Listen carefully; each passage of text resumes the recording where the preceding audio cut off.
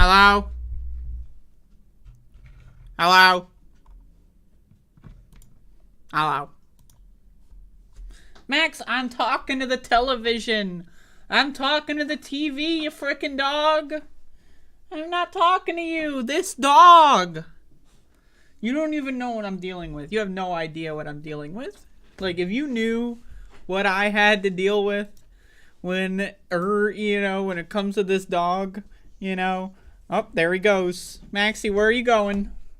Get the hell. It's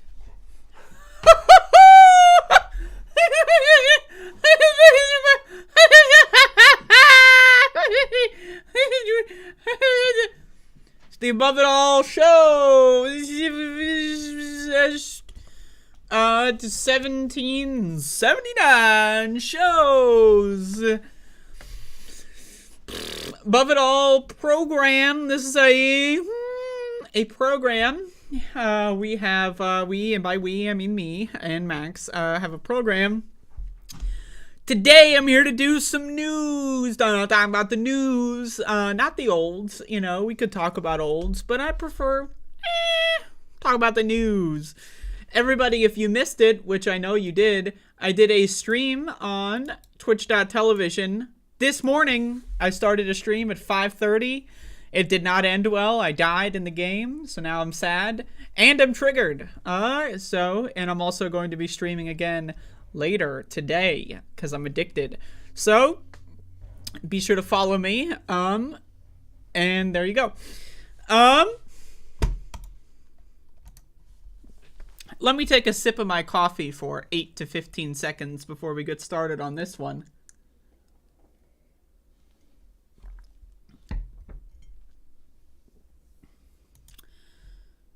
U.S. plans to end public health emergency for COVID in May.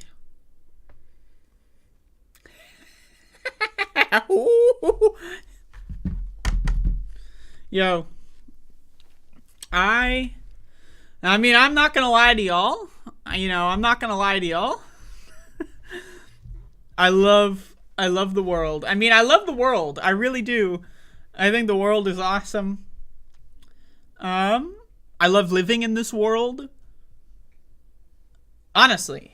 So, now, there's multiple questions. I can react to the headline here real quick for y'all. We'll read some details in a moment. But there's multiple things that I want to say here. America did nothing to stop COVID.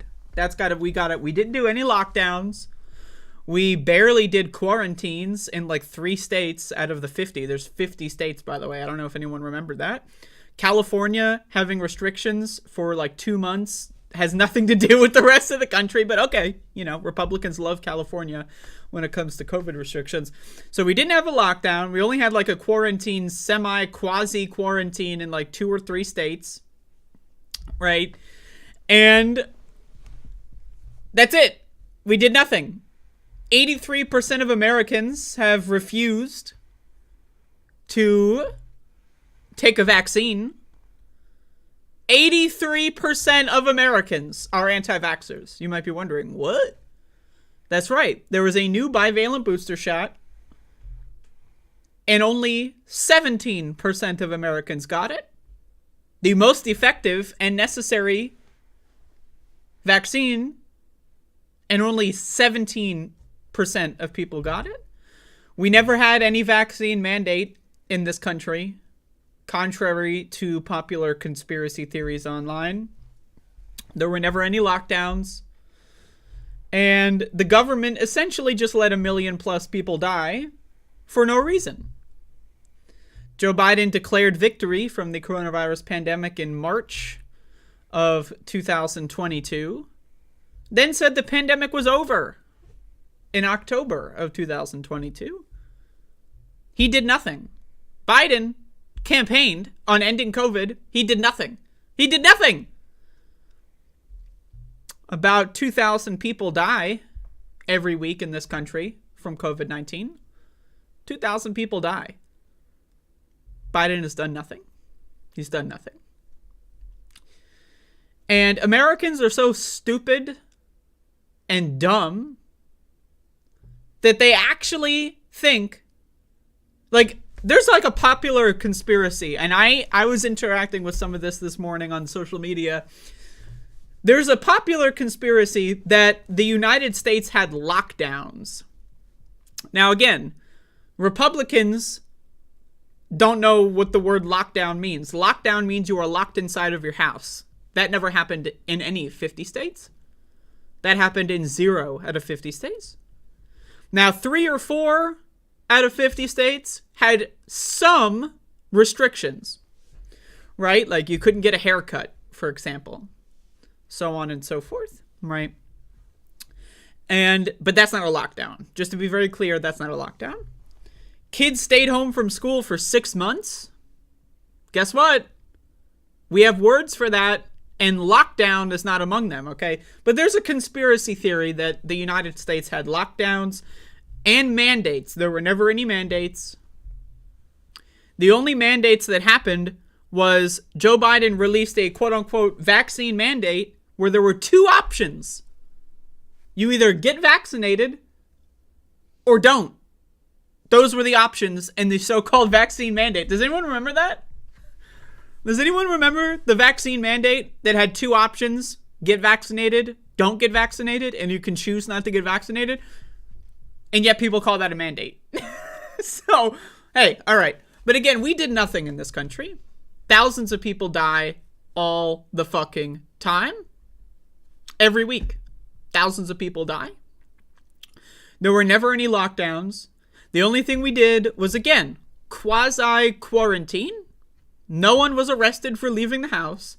You know, no one was being beaten in public for leaving the house. You could do anything you wanted, except for some businesses were shut down. Now, again, we also had the PPP program. What did that do? It was supposed to fund these small businesses. You know what happened, though? Right-wingers, billionaires, and Republicans stole all the money. So a lot of people go like, lockdowns ruined small businesses. No, actually, Republicans did by stealing all the money and not letting small businesses actually get it. That had nothing to do with a so-called imagined lockdown, okay? And that's it. We did nothing. We did nothing. We didn't give anyone masks. We didn't even talk about masks. There's a new vaccine. Only 17% of people have gotten it. We did nothing as a country. That's a fact. We did nothing. So I asked this question. What does ending the U.S. emergency, public health emergency for COVID mean? Well, it's part of their strategy to give publicly funded vaccines. Do you remember Operation Warp Speed? Does anyone remember that? Publicly funded vaccines. The vaccines that are effective and safe, that only 17% of Americans have bothered getting, that were publicly funded by the government, we paid for it. We paid for it. Joe Biden is now giving that for free to private companies for free. Now imagine if you build a house and then I go into your house and say, wow, this is a nice house. It's mine now. And then I rent it out. And now people are living in the house that you built and I'm getting the rent payments for it. And you get nothing. That's America on the COVID vaccine. We got ripped off. We were stolen from. And Joe Biden is doing nothing. He's doing nothing. He has lied about COVID every step of the way. That's a fact. If that fact makes you uncomfortable, maybe you should, I don't know, rethink your position on Joe Biden. Joe Biden's a terrible fucking president. He's worse than Donald Trump when it comes to COVID. That's a fact. What did Donald Trump do? He got about 20 to 25% of the country to hate vaccines. What did Joe Biden do? He got the other 75% of the country to do the same. Again, under Joe Biden, we went from 80% vaccination rate to 17% vaccination rate under Joe Biden. That's Joe Biden's tenure in office. Going from 80% to 17% in vaccination rates with a more effective, a better, more effective vaccine. 80% got a less effective vaccine. 17% got the more effective vaccine. So thanks a lot, Joe Biden. The Biden administration plans to let the coronavirus public health emergency expire in May, the White House said on Monday, a sign that federal officials believe the pandemic has moved into a new, less dire phase.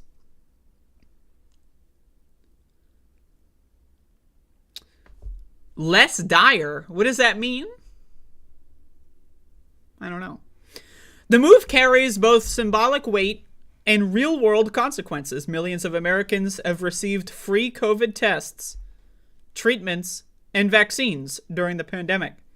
And not all of that will continue to be free once the emergency is over. The White House wants to keep the emergency in place for several more months so hospitals, healthcare providers, and health officials can prepare for a host of changes when it ends. Hospitals, by the way, that are understaffed, overbooked, overrun, and so on and so forth. So now they're going to get less funding, less staff, and they're going to work at a lower capacity. So that's great. An average of more than 500 people in the United States are still dying from COVID-19 every day. About twice the number of deaths per day during a bad flu season. Think about that. 500 every day. Pandemic's over.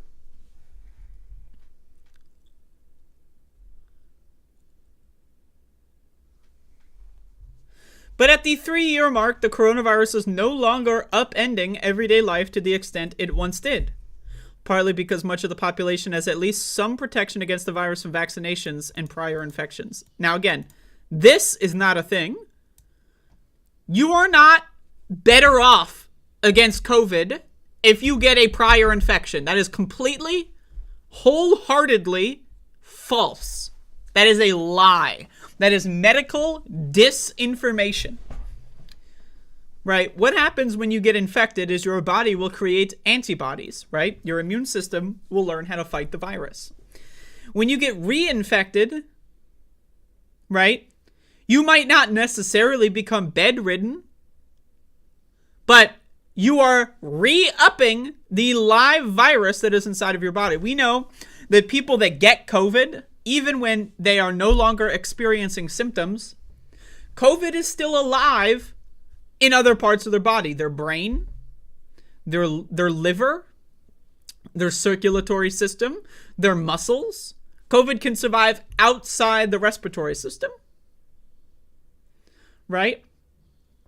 So now, again, you might get sick 3 weeks after getting sick and not be as sick symptomatically, right? You might not sneeze as much or cough as much or have breathing issues as much. But that doesn't, it doesn't nullify the fact that you got reinfected. Like, that's not a thing. That's not a thing. It's fake news. I mean, I'm serious. It's fake fucking news. Not to mention the vaccine, or rather the variant of the virus can change. You get infected from one variant, 6 months later, a completely different one infects you. You don't really have any immunity at all. That's not a thing. It's just not. It's fake. It's fake news. Like, I don't know what to tell you. All the public health officials that have been saying that, CDC, whatever, Biden, WHO, they've lied to you. They've lied. It's a lie. I don't know what to tell you. And also, at least some protection against the virus from vaccinations. That's also a lie. This is 2 for 2 on the lies, okay? This is 2 for 2. Now, I'm going to go more into this in a moment.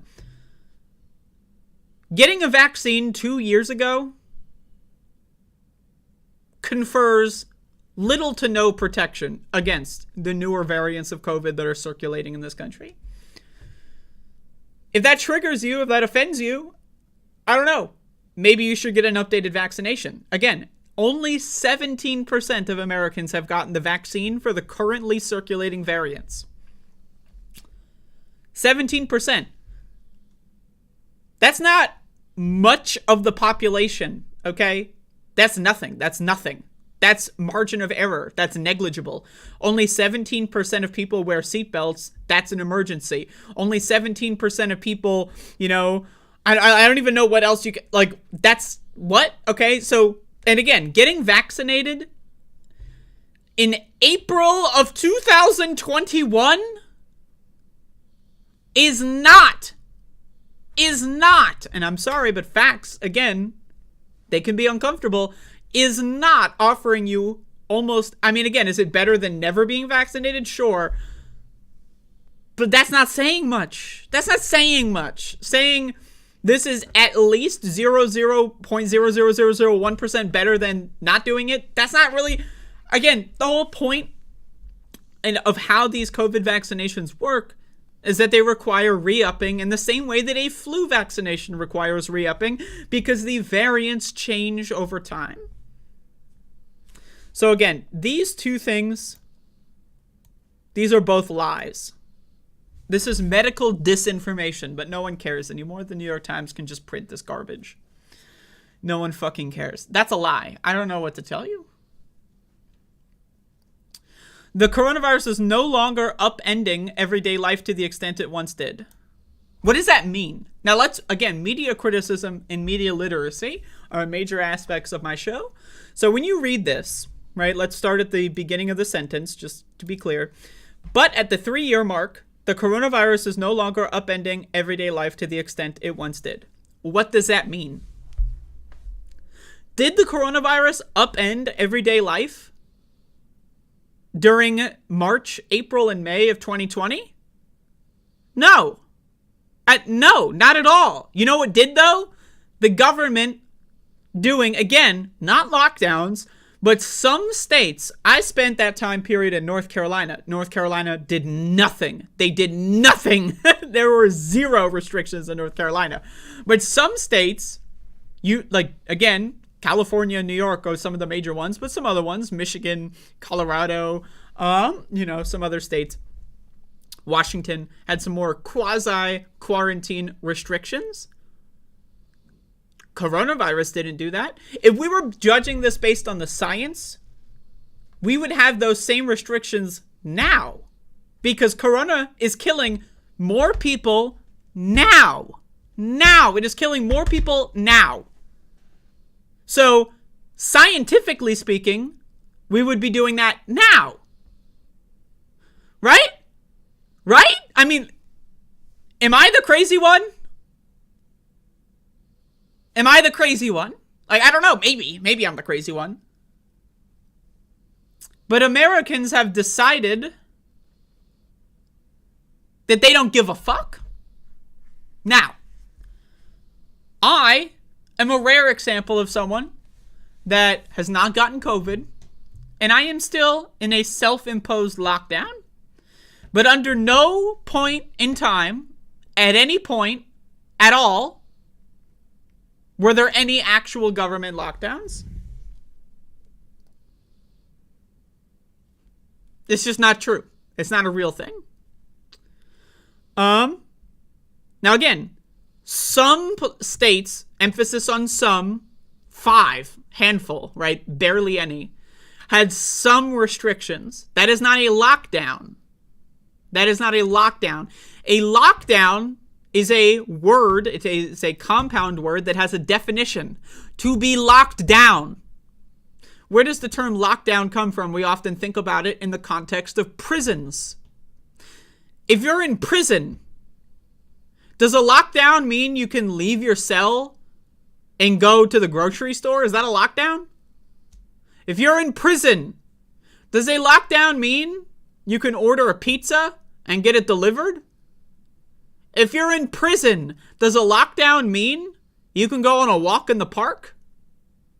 So why are we using the term lockdown? Why? Because Republicans are crybaby fucking lunatics. There was never a lockdown in this country.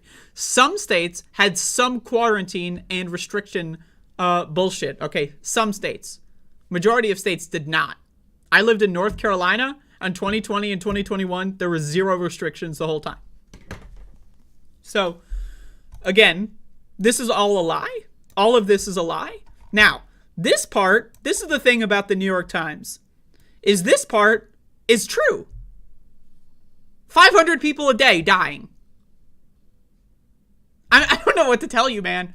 500 people a day dying, to me, not acceptable. And I could be the rare example of someone who actually has empathy But you know what? Living in this country, honestly, is destroying my empathy. Why should I have empathy for these fucking creatures, these pigs and ghouls that live in America? And I'm not talking about politicians. I'm talking about the voters and the people. The people that live in this country are garbage. They're garbage. I'm sorry if that triggers you, but it's a fact.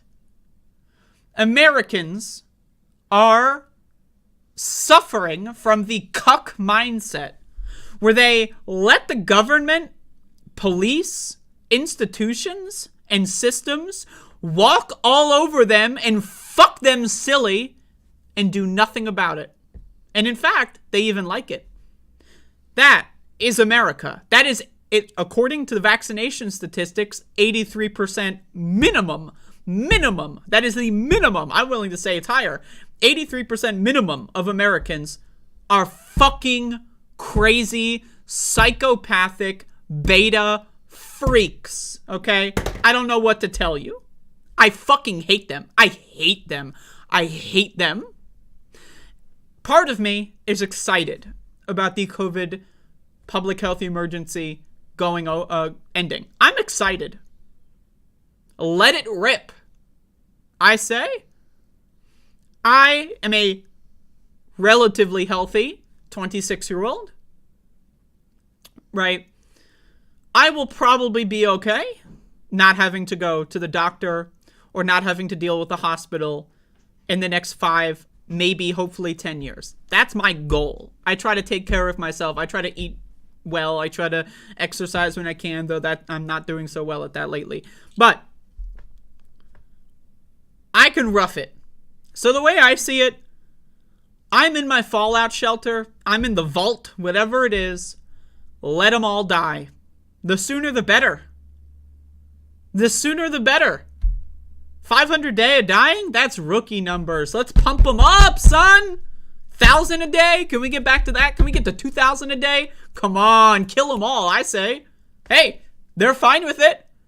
They're lambs walking into slaughter. I say, let them die. That's my opinion.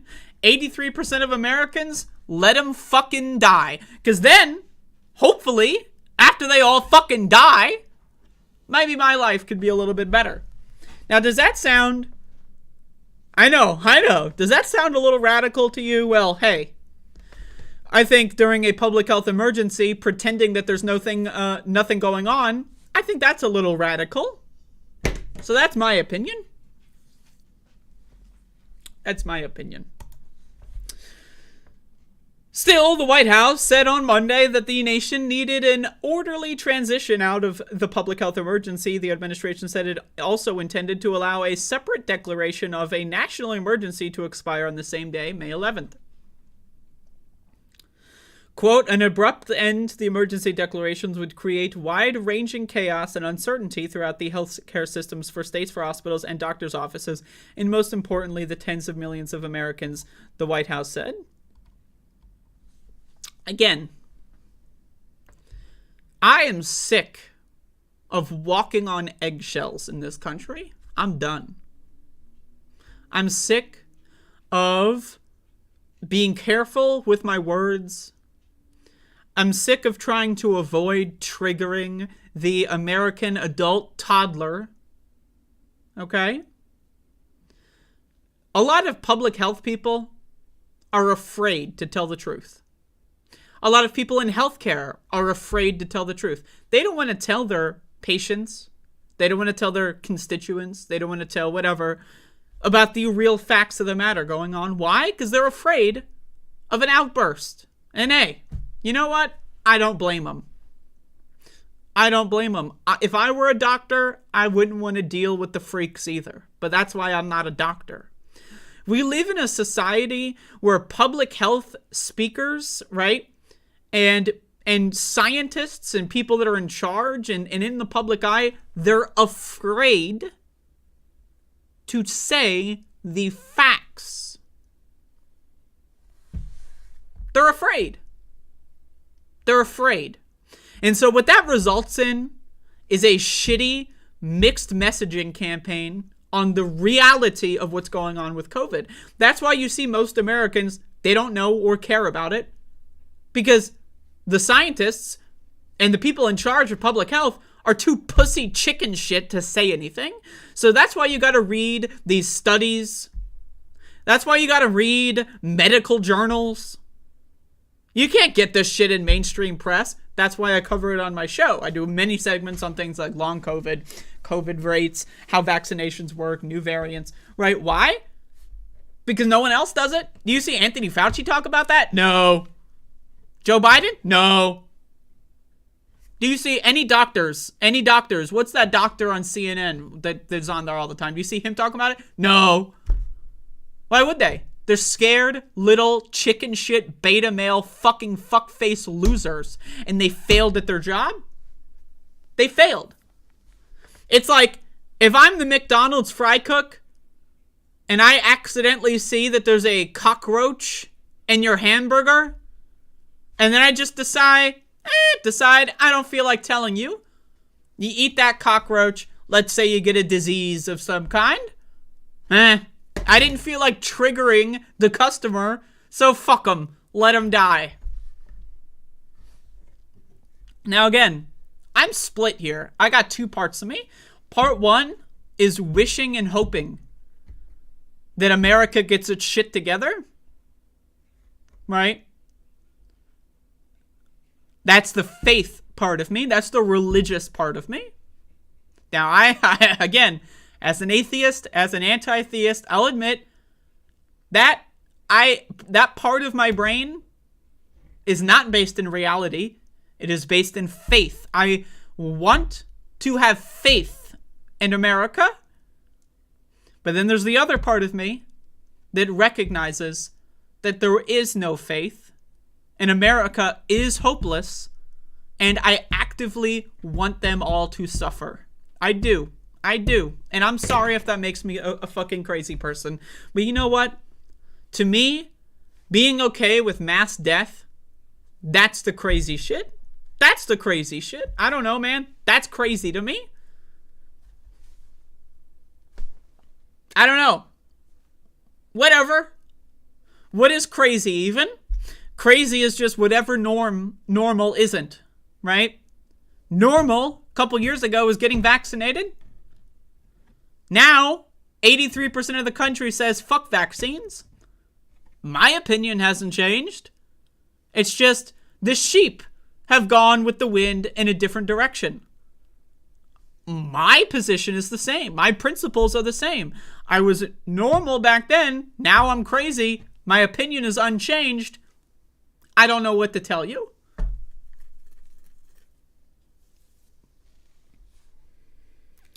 Anyway, you can read more of this shit. It's just Republicans being fucking ridiculous and all that, but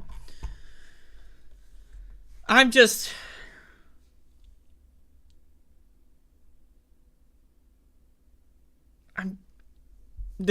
know. There's nothing else. There's nothing else I need to say. But again, the two sides, the two genders, if you will, fuck them all, let them die. And two, for the love of God, get your shit together. We'll see which one happens. Obviously, I have no power here. I'm just a spectator. And so are all of us. So if anyone wants to place bets on what's going to happen, what's more likely to happen, America gets its shit together, or they all die and suffer, I'm willing to take bets. But I don't know if anyone would take me up on that. Anyway, there you go.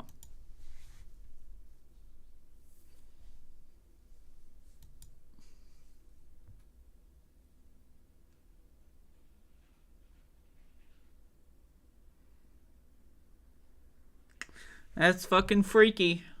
Environmental Coffee House.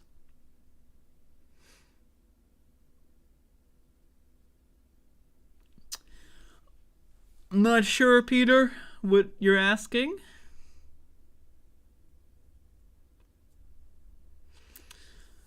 Donald James, I'm not sure why or how that is. I know plenty of people in my family that are just going through routine repeat infections. So, I don't know. Some people, they just have better immune systems. Factor in, again, that 93% of the country has a weak immune system from chronic inflammation and a terrible metabolism, right? And of course, that's a giant gradient. So,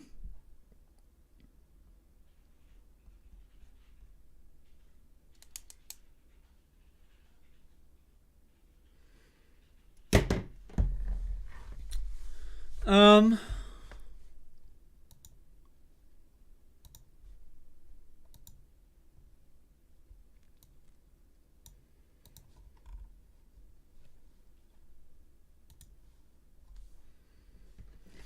on my show, well, we do multiple things here. Number one, I take a sip of my coffee for 8 to 15 seconds. And number two, we do media literacy. Being critical of the media. That is one of the planks of my program. And I want to play a little game with y'all. Let's talk about, some fucked up headlines. So here's an example of a fucked up headline. This is from Axios. And Axios, they're known for having some fucked up headlines. But this is a fucked up headline. SNAP benefits returning to pre-COVID amounts in February. What does that mean? Like, what was the pre-COVID amount? Oh, it's a cut. SNAP, aka food stamps, is getting cut. It's getting reduced. They're giving less money. SNAP benefits returning to pre-COVID amounts in February. Here's a question. Is everything at the grocery store also going to return to pre-COVID amounts? Is a carton of eggs going to return to pre-COVID amounts? Is a loaf of bread going to return to pre-COVID amounts? Is a bunch of Brussels sprouts going to return to pre-COVID amounts? Or is it just SNAP? I'm just curious. Right?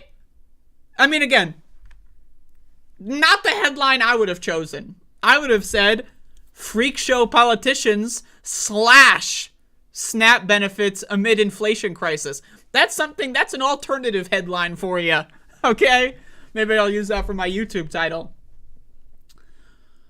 But again, like, what the fuck is this? What is this? What is this? I mean, seriously. SNAP benefits. Oh, wait, by the way, fun.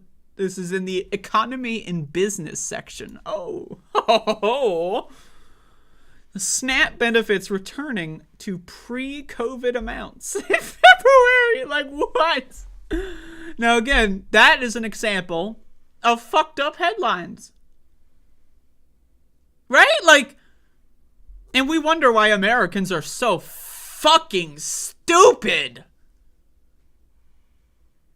Because this is really what this shit is. This is an insult to the average intelligence of America. Motherfuckers in America, goddamn it, we can read and write at a 3rd grade level, not a 1st grade level, for Christ's sake.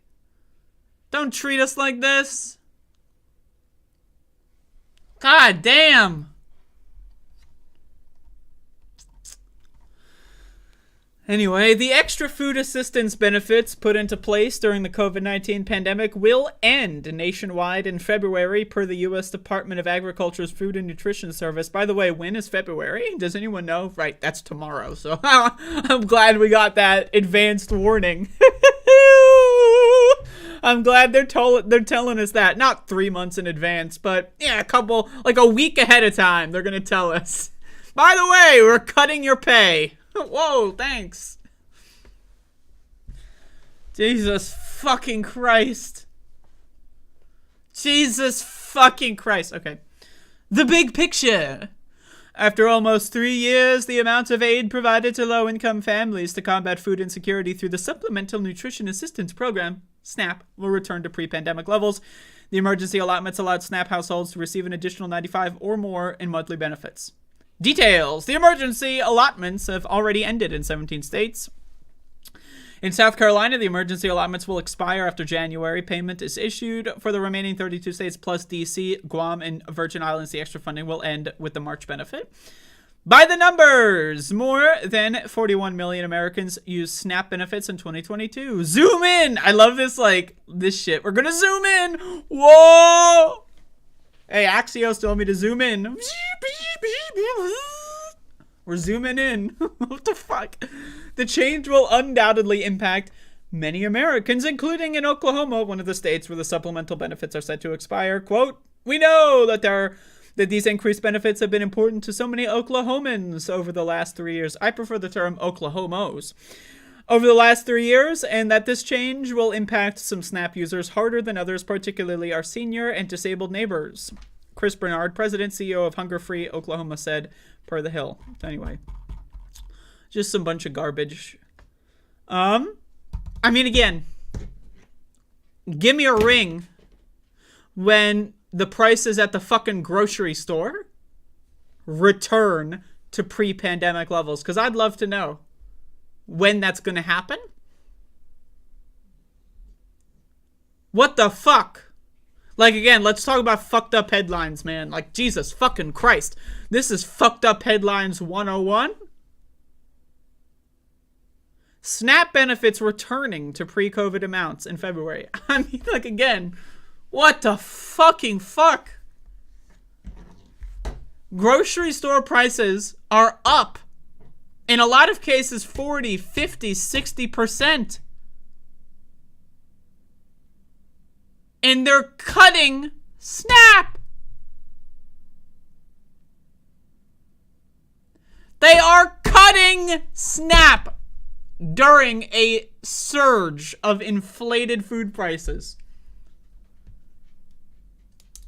I mean, like, again. Now, elephant in the room here. Elephant in the room here. Let's talk about it. Let's be honest. Most people that are on SNAP, most Americans, regardless of SNAP, waste their fucking money. That's a fact. I know. Why? I know people that are on SNAP. I've been on SNAP. I've wasted SNAP benefits. I know people that waste SNAP benefits. It's a fact. Acknowledge it. Elephant in the room. Why is that, though? Well, one, I've got this pen here, by the way. This is doing me wonders for my fucking, look at this. Oh, yeah, look at that. In fact, hold up. Let's dual wield. All right, check this out. All right, so we got 2 pens. All right, let's click this one. Okay, so anyway. So look at grocery stores. I mean, have you ever been to the fucking grocery store? 90% of the shit that's at a grocery store is drugs. It's drugs. Like alcohol, meth, cocaine, heroin. Like, let's be honest. Call it what it is. Fructose, sugar, it's a drug. This is drugs, okay? If caffeine's a drug, if alcohol's a drug, sugar's a fucking drug. SNAP. I've been on SNAP before. I know a lot of people in my show chat. The people who watch my show have been on SNAP. A bunch of poor motherfuckers over here. I've been on SNAP. Do you know about SNAP motherfucking restrictions? SNAP restrictions are insane. SNAP essentially forces you to buy unhealthy garbage. A lot of fresh food is not available to SNAP users in a lot of places. Why is that? Oh no, because this country's fucking stupid, okay? So most SNAP users, they don't even have access to the full grocery store. They're also fucking stupid because our schools don't teach us about nutrition. And no one exists to teach people how to shop. So they're ending up wasting their fucking money on unhealthy poison. Once again, 95% of Americans do not eat fruits or vegetables. 95%. They don't eat fiber. 95% of Americans do not eat fiber. What is fiber? Fruits and vegetables. They don't eat fruits and vegetables. 95% of Americans. Now again, SNAP is essential for many households. But think, what is more likely? Most Americans are fucking stupid, right? That's a fact. We know that for a fact. And that's not necessarily an indictment on them, right? Our education system is non-existent, essentially, right? So, that, you know, if you want to treat every adult in America like a toddler, even though we're in the age of the internet and libraries exist and somehow they're still that dumb that they don't know how to feed themselves. If we want to do that, let's do it, okay? All Americans are toddlers and they need someone to baby them, right? What's more likely? Americans who are on SNAP are going to learn how to budget better and shop better? Or they're just going to buy less of the same garbage and end up going without food more often? What's more likely? I'm just saying this. I'm just being honest. Let's have this conversation. What is more likely? Americans are going to get the kick in the pants that they need, and they're going to study nutrition and what foods are the best for them, and how to optimize their budget when it comes to getting the most protein and fiber and vitamins for their money. Are they going to start buying beans? You know, no, that's not going to happen. Let's be real, okay? That's just not going to happen. Most likely, this is going to just result in increased food insecurity. Now, again, if the government paired a cut to SNAP with a public education campaign on how to shop, you know what? I'd keep my ears peeled, all right? That's not happening. So Americans, without any warning, you think SNAP recipients read the news? You think they're more likely to read the news than people that aren't on SNAP? I'm just wondering. I'm just asking questions here. If you're on SNAP, you're probably working many jobs. You don't have that much time to read the news, which is on purpose, by the way. The government wants to keep you uninformed, right? So you should make time. But anyway, like, I don't, like, this shit is mind-boggling. Like, grocery store prices have increased in many areas, some things like eggs are more than 100% more expensive, which 100% means double in this instance.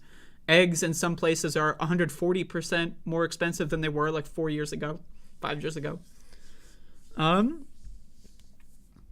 Americans just going to go like, you know what? Fuck it. I'm going to go vegan. Stop buying eggs. You know, now's the time. No, Americans aren't going to fucking do that. Are you joking? Are you joking? Americans are going to... No, they're not going to fucking do that. So what's going to happen is people are going to spend more money for shittier shit and have worse health outcomes.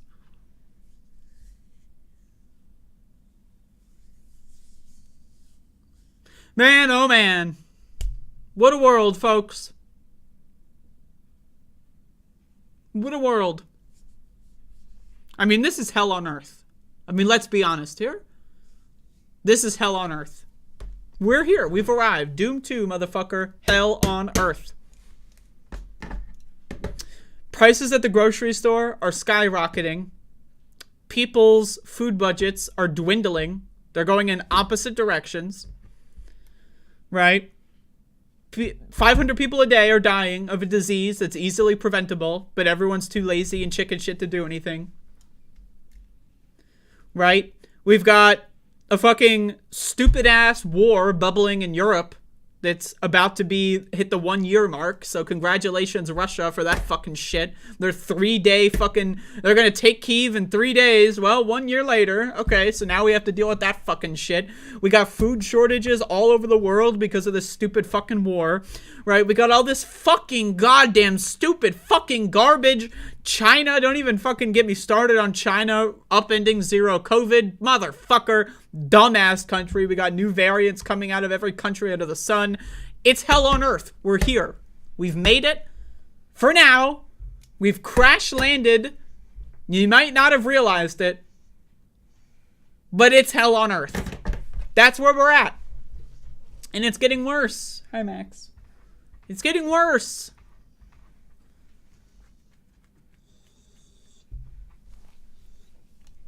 But we have Max the dog. So anyway, I don't know. It's a great situation that we're dealing with, and I'm excited to see how it works out. But, you know, whatever.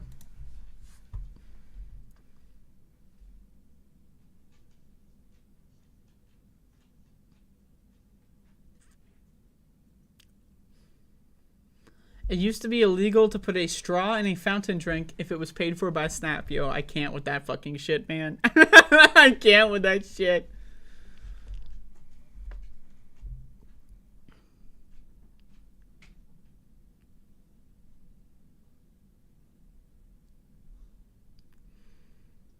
Man, fuck! I'm so pissed to fuck off. I'm so pissed to fuck off, dude. I'm mad as hell. And not because I died on map 23 of my Doom run this morning, but because of this fucking shit. So, on another episode of There's a Dog Right Here. Look at this dog. Maxie, look at me. Look at me. Let's take a look at another headline that sparks interest.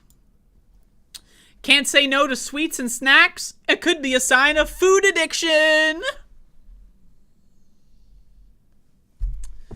All right, so I want to start this off by saying a couple of facts. 93% of Americans are metabolically ill. They're sick. 93% of Americans have a weak metabolism. Now, what does that lead to? It leads to things like insulin resistance, which can lead to prediabetes, which leads to type 2 diabetes, which leads to death and or slavery to the pharmaceutical industry. And then you've got some other paths that lead to non-alcoholic fatty liver disease. 93% of Americans essentially have a precursor to those things. 20% of children, 1 in 5. You know, when I went to elementary school, we had classrooms of 15 kids. So 3 kids would have non-alcoholic fatty liver disease in my first grade classroom. 1 in 5 kids have fatty liver disease. Isn't that interesting? That's strange. Now let's look at this. Can't say no to sweets and snacks. It could be a sign of food addiction. About 1 in 8 adults over 50 had signs of food addiction, according to a new survey result. Look at these people. They're like, look. Did you see that? Like, hold up. Am I on TV? Look at these bitches. Anyway. Eating too many sweet treats or salty snacks may sound like something you'd grow out of, but a sizable proportion of adults over 50 say they can't say no to highly processed foods. Now again, this is a study of adults over 50. Adults over 50. Right? This is not accounting for the generations that were born and raised on fast food and ice cream, like myself, for instance. This is over 50.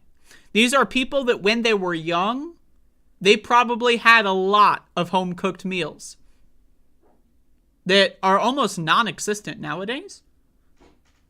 People don't really cook at home anymore. That's not a thing, really. And if they do, it's like reheating shit in a microwave from a freezer, which is not cooking, by the way.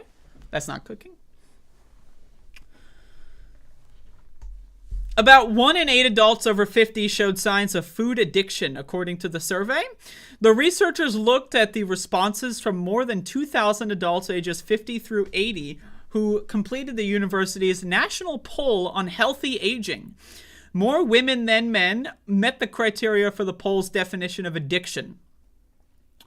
Those who said they were overweight, lonely, or in fair to poor physical and mental health were also more likely than others to fit the addiction criteria. It's almost like all of those things are a symptom of addiction. But let's see, what do these terms mean? We need to go into this, because I want to know more about this. Okay? The survey focused on highly processed foods, sweets, starchy foods like white bread, salty snacks, fatty foods, and sugary drinks. but also asked the participants to consider any food they had trouble with in the past 12 months.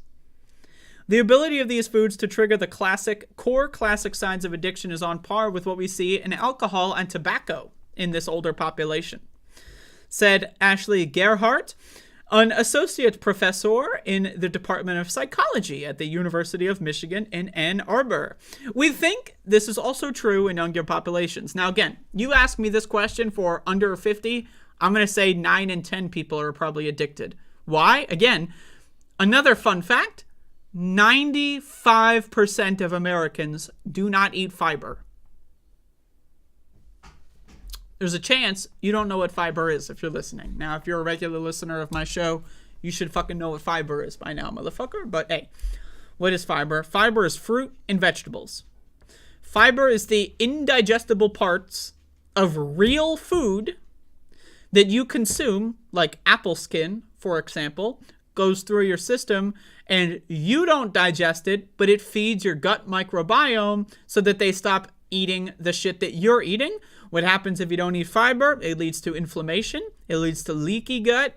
It leads to poor absorption of nutrients. You are chronically malnourished because the microbiome in your body is eating the food that you're eating and getting the nutrients instead of you. And then they're also causing inflammation because they're bad bacteria that proliferate in a situation where good bacteria die out because you're not feeding them properly, right? So 95% of Americans. So again, those numbers that I mentioned, 93% of Americans are chronically ill when it comes to their metabolic rate. 93% are chronically ill. 95% don't eat fiber. That's a delta of 2% of people that don't eat fiber and are metabolically healthy. I mean, you talk about numbers that are acquired in completely different ways. The 95% statistic and the 93% statistic were acquired by different teams in different contexts with different studies, and yet they pretty much synchronize perfectly. 95% of Americans don't eat fruits or vegetables. 93% of Americans are chronically metabolically ill. And then we look at studies like this. They look at it. Yeah, a lot of Americans are straight up addicted. Now, again, I'm very curious to how the word addiction here is defined. But again, this is a study that looks at over 50. And this is an important aspect of this because these are generations that are way more likely than not to have grown up on home-cooked meals and know how to cook. People that are my age, Zoomers, right, that are younger than me, right, they don't know how to cook. That's a fact. When's the last time you've met a Zoomer that knows how to cook? You haven't. Why? Because they don't know how. Now, again, obviously, there's some Zoomers that know how to cook. But look at millennials. Millennials don't know how to fucking cook either. I learned how to cook for myself, by myself, a couple of years ago. My parents never taught me. Most parents don't teach their kids anymore. Why? Because most parents, they don't know how to cook either. You think my dad or mom could cook? They can't cook shit. So no one knows how to cook anymore. That's great. We're all reliant on garbage. So again, but, I'm just ranting at this point. Let's keep going. Gerhardt and her team used questions from the Yale Food Addiction Scale to measure whether older adults were experiencing core indicators of addiction. Among the symptoms people most commonly checked were: I had such strong urges to eat certain foods I couldn't think of anything else. 24% said this happened once a week. I tried and failed to cut down on or stop eating certain foods. 19% said this happened 2 to 3 times a week. If I had emotional problems because I hadn't eaten certain foods, I would eat them. 17%.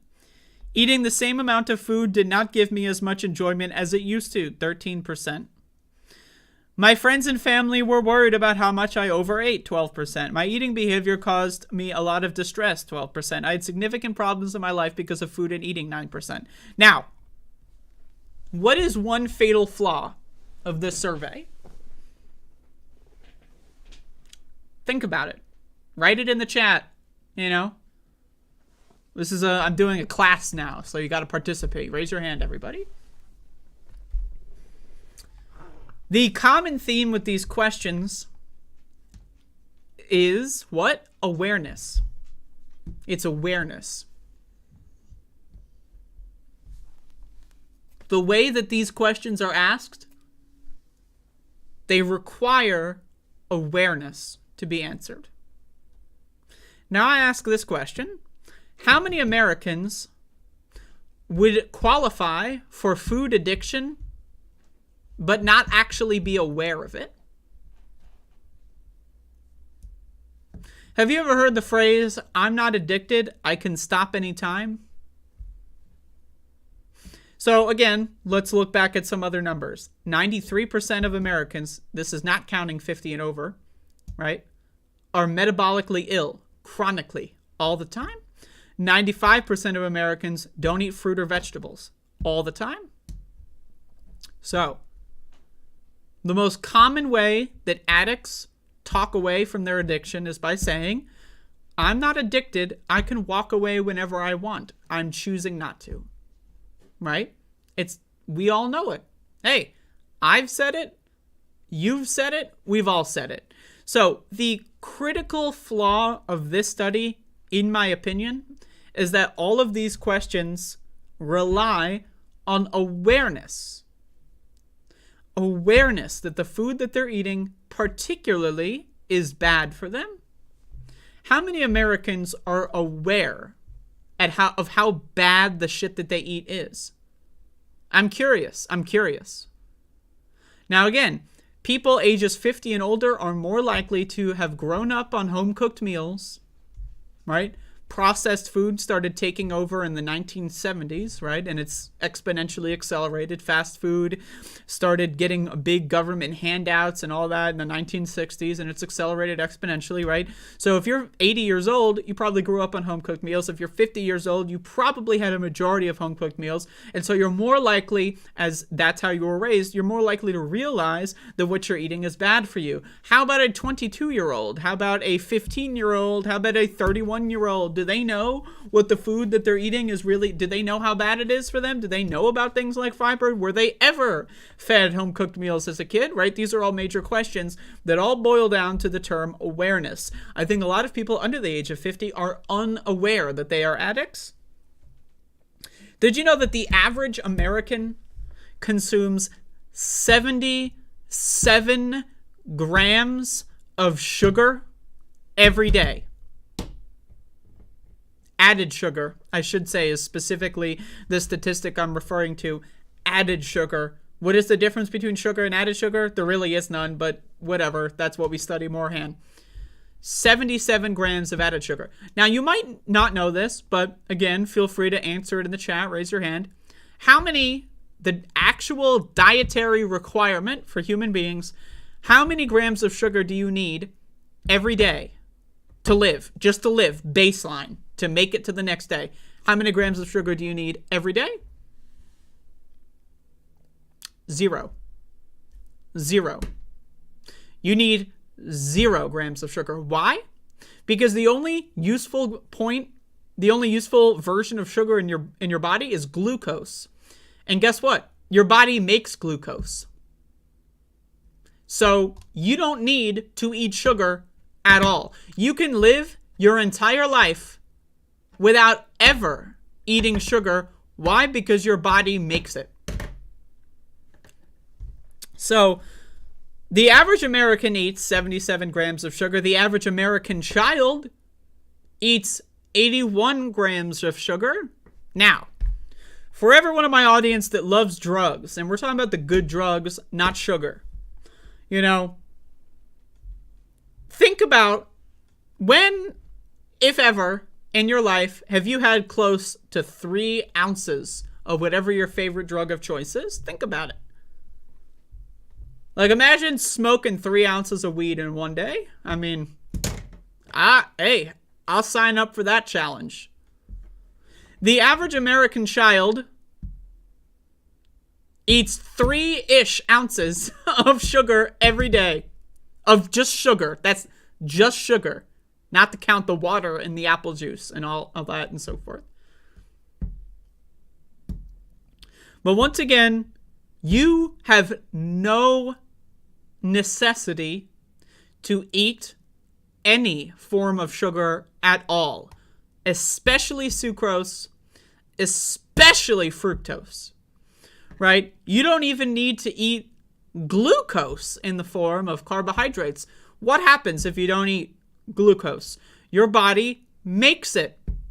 And if your body doesn't make glucose, it makes a close version of glucose known as ketones. If you've heard of the ketogenic diet, what that does is it restricts your body's intake of dietary carbohydrate to the point where it doesn't generate glucose. Instead, it generates ketones, which activate the same receptors as glucose.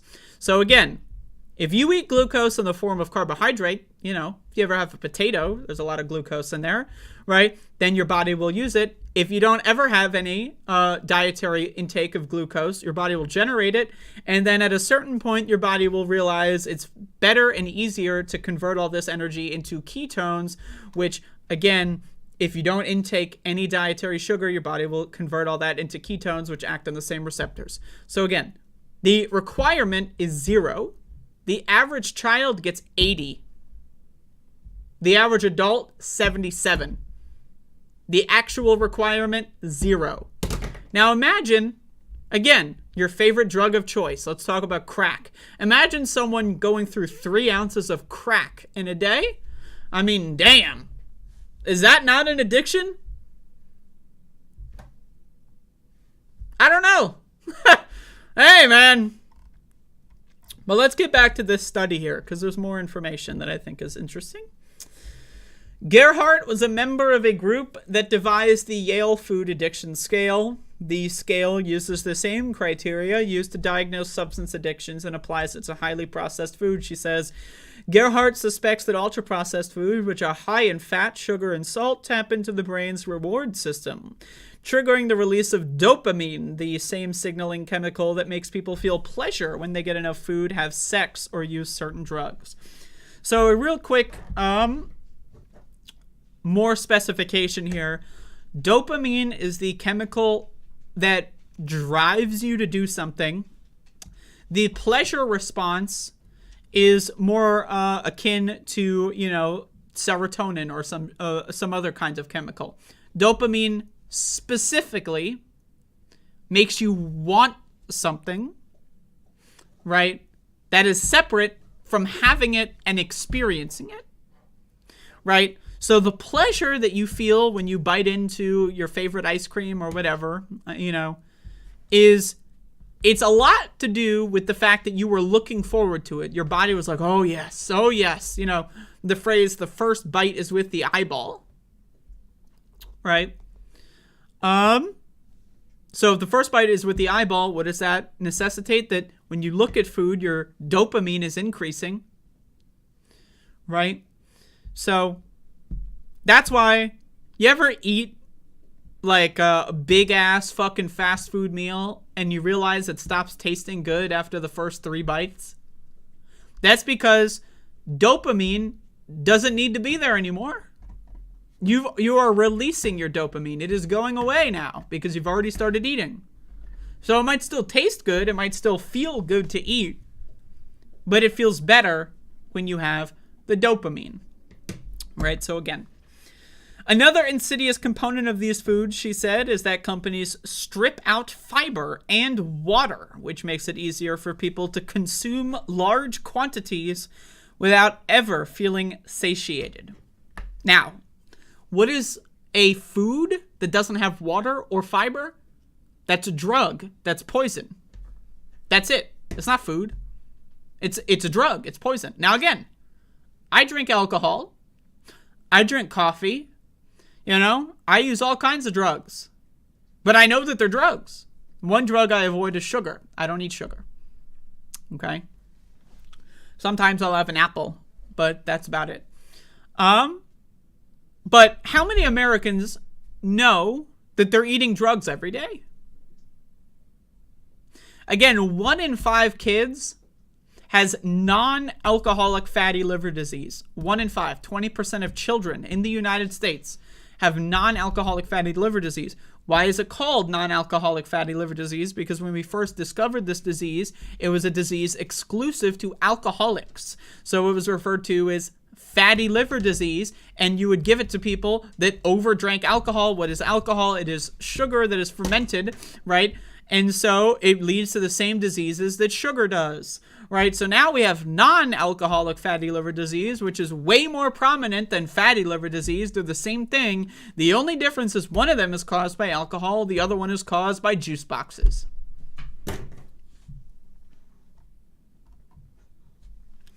Quote, when you feel full, there are hormones in the gut that turn down the dopamine system. Gerhardt added, these foods don't seem to be signaling satiety, so there's no dampening of the dopamine system. People feel really conflicted and struggle with the relationship with these highly processed foods. Many aren't aware of how powerful these foods are.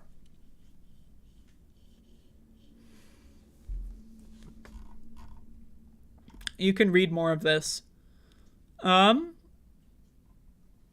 This one is weird. Food addiction is considered to be theoretical rather than established science. I mean, I don't even know where to start with that. That's called a quote that someone says just to hear themselves talk. Like, that's not real.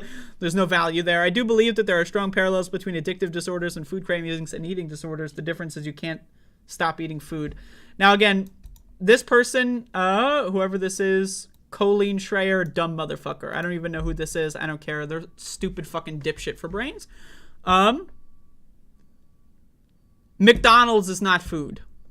I'm sorry? Cheeseburgers, not food. They're not food. What is food? Can we define food? Can we have a definition of food? Food provides essential nutrients for your body to continue doing what it's doing. What is it doing? Being alive. Okay? If you eat nothing but McDonald's, your body is dying. You are dying. You are dying. Your body is barely subsisting at an extremely sickly rate. It is dying. It's not food. It's not food. It is poison. It is poison. If you drink vodka every day, you're not going to do so well in the long term, in the same way that if you eat sugar every day, you're not going to do so well in the long term. You are dying. Now, again, you can feel like you're not dying because you don't know what being alive is like, because you've probably never went multiple weeks eating like a regular person pre the advent of processed food. So you don't even know what baseline is. How many people in America do you think have gone 3 weeks without eating any processed food, any fast food? 3 weeks. I'm just curious. When's the last time you have gone for 3 weeks, no processed food, no microwaves, no packaging, no fast food, no takeout, 3 weeks in a row? And then, let's imagine the average American. The average American. How many times have they done that? So, most Americans don't even know what being healthy even is. So, I'm going to go out on a limb here and say 1 in 8 adults over 50 may be food addicts. It's possible, but I'm willing to say that 95% of Americans are probably food addicts. My definition of addiction may not be what the Yale School has. I don't think you have to know you're addicted to be someone who's an addict. You can be addicted to something and not be aware of it, and you're still addicted. And all of the questions that they asked, the fundamental thing that they agreed on was awareness. How do you feel about doing this? Do you feel bad about it? Right? Most addicts will tell you that they're not addicted. They can stop any time they want. But when's the last time they've tested that theory? When's the last time the average American has tested the theory that they could stop eating processed food whenever they want?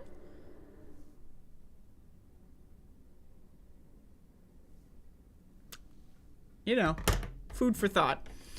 But, whatever.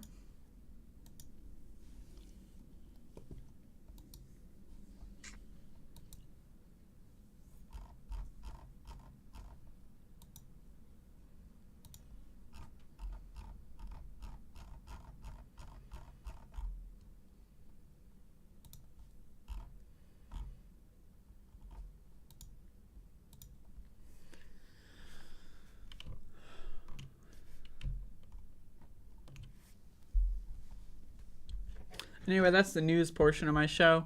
I do have an announcement. A big announcement. Some would even say it's huge. Please come on your show and talk. We gotta set it up, Sandy. I am a very antisocial person, so I apologize, but I'm bad at setting things up like that.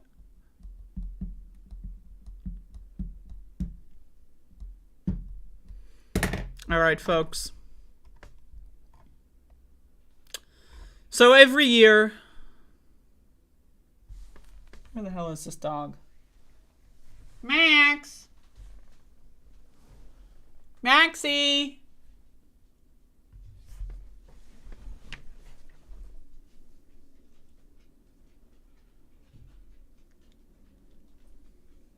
Maxie.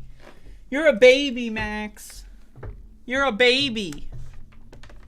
So every year, famed chat user, the Letter Hack, does what they call an awards ceremony of sorts. The Letter Hack, fabled YouTube chatter, has decided... Look at this animal, Max, come here. You're being too cute. You gotta get on screen. Okay. So the fabled chat user, the J Letterhack, has crafted a new award ceremony. Now here is the parent tweet. You know, we got a bunch of stupid comic stuff. Look at all these people crying. Let's skip all that. But then, what do we have here, folks? You know, what do we have here, everybody? Now, we have a bunch of nerds that are crying for some reason. And then Matt Bender. But more importantly, a winner of the 2022 Letterhack Awards is none other than Max the dog. Maxie, give it up for Max the dog, everybody! Woo! Maxie! Yay! And now he's walking over here. He's not doing the choreographed. Max, we practiced this. Now he's walking away. So anyway, everybody, thank you to the Letterhack. Now, it also should be noted that if you look through these comic panels, I am not here. I did not get an award. It appears I have failed. It appears 2022 is a shitty year for me, but I'm willing to accept that because Max the dog, everybody. Max the doggy. Wait. Max the woofer. Look at him. Oh! Woo! So apparently, my show going downhill. Time to buy low. But Max the dog show is going crazy. That is, you know, going to the moon on that one. So thank you, Letterhack. I'm not going to lie. I saw that shit. I started, you know. I saw it, and then I had a reaction, and now we're here. So that's, there you go. Everyone follow Letterhack on Twitter, by the way. The J Letterhack on Twitter, everybody.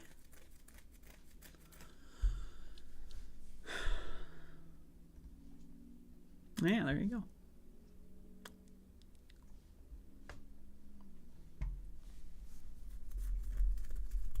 My hair is a mess. Look at this shit. Anyway, that's the show. I'm going to be doing a stream on twitch.television. I'm really gunning for this Doom record that I'm trying to do, so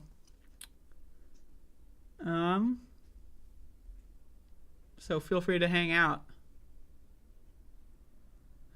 Buy the dip, folks. AIA going to the moon. That's the goal. We got to catch up with Max the dog here.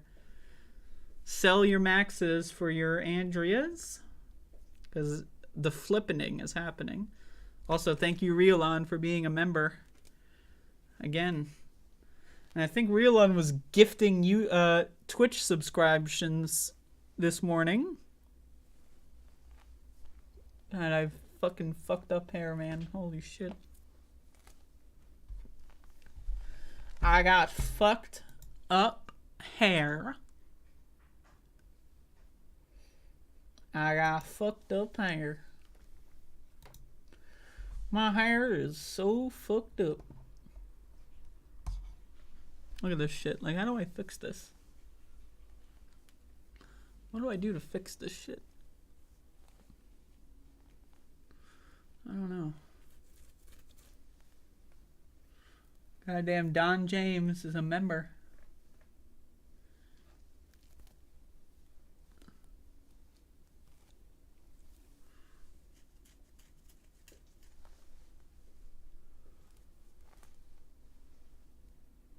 It's called a brush or a comb. Yeah.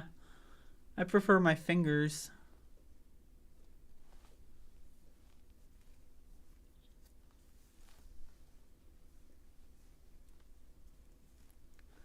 See this shit? This is what I have to deal with. Oh, man. Hard B. You're right.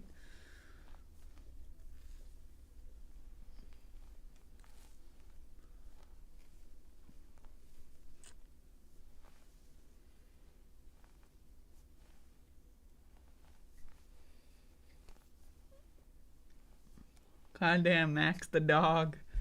This fucking pupper. Like, holy shit. You can't even see this, but look at this tail. Oh, now he's getting up again.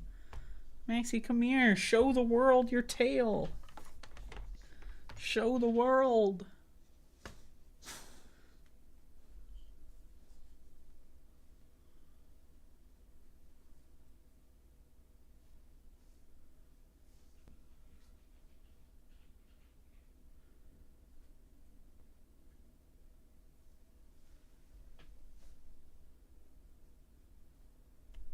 I mean, just look at this.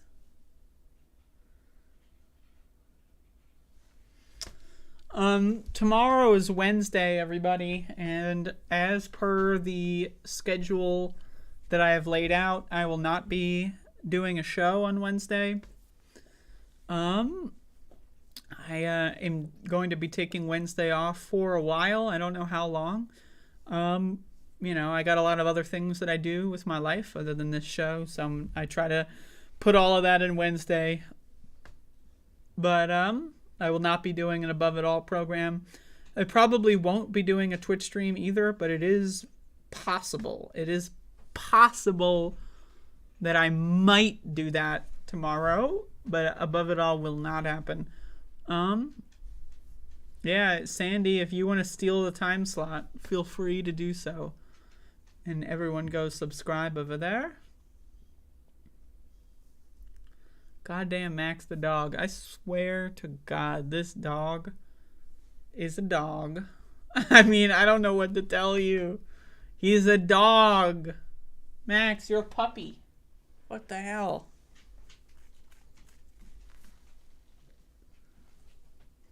Max, you're a frickin' puppy.